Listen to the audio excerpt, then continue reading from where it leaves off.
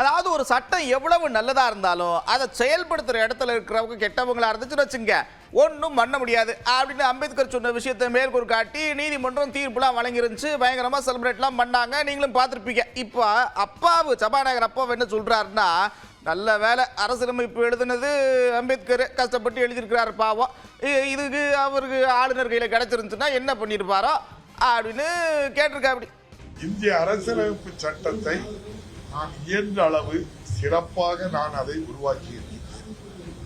நான் சொல்ல அதை உருவாக்கி தந்த அண்ணல் அம்பேத்கர் அவர்களுடைய வரி பொன்மொழி அவர்கள் ரொம்ப அற்புதமா அந்த வார்த்தையை சொல்லியிருக்காங்க. அதே மாதிரி நான் நல்ல முறையில் இந்த அரசியலமைப்பு சட்டத்தை உருவாக்கியிருக்கேன்.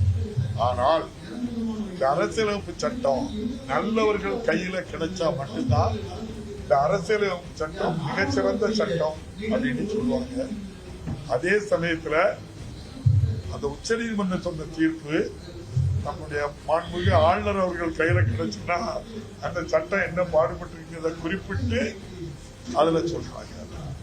அப்ப எந்த அளவுக்கு அவங்கள உச்ச நீதிமன்றம் சொல்லியிருக்கு அப்படின்னா, நீங்க இன்னும் நாங்க அதை மேல்முறையீட்டுக்கு போறோம்னா அதுக்கு என்ன சொல்லி தெரியல. இது தமிழக அரசுக்கு நம்முடைய முதல்வருக்கு கிடைச்ச மிகப்பெரிய வெற்றி.